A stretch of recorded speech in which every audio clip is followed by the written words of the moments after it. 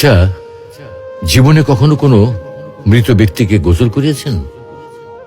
যদি কখনো সুযোগ হয় তাহলে সেই মৃত ব্যক্তিকে গোসল করাবেন।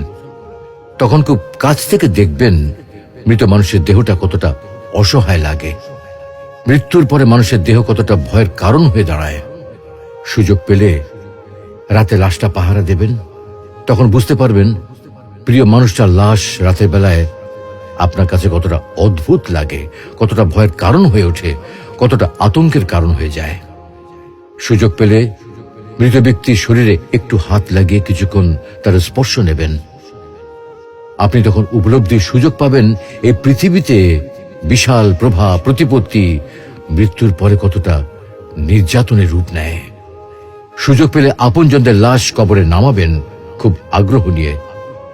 শেষবারের মতো মৃতদেহের মুখটি একবার দেখার চেষ্টা করবেন এবং বারবার উপলব্ধি করার চেষ্টা করবেন এই মৃতদের সাথে অনন্তকালের যাত্রার পথে এটাই আপনার জীবনের শেষ দেখা।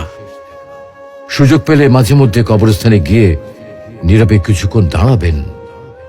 এরপর মনে মনে চিন্তা করবেন জীবনের লাভ ক্ষতির হিসাব। এই মৃত মানুষগুলো এই পৃথিবীতে কি করে গেছেন, কাদের রেখে গেছেন। যাদের রেখে গেছেন তারা কি কখনো এই মৃত মানুষগুলোকে স্মরণ করার জন্য কবরস্থানের আশেপাশে একটি বারের জনকে দেখতে আসে? আমাদের জীবনটা বড় অদ্ভুত, বৈচিত্র্যময়।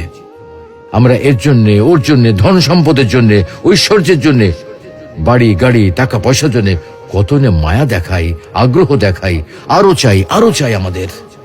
অথচ এই জীবনে আমরা মৃত্যুর কথা না ভেবে, পরকালের জবাবদিহির কথা না ভেবে কিভাবে আরো সম্পদ অর্জন করতে পারি সেই চিন্তায় বিভোর থাকি। হায় রে জীবন, এখনো সময় আছে, ফিরে আসুন মহান রবের দিকে।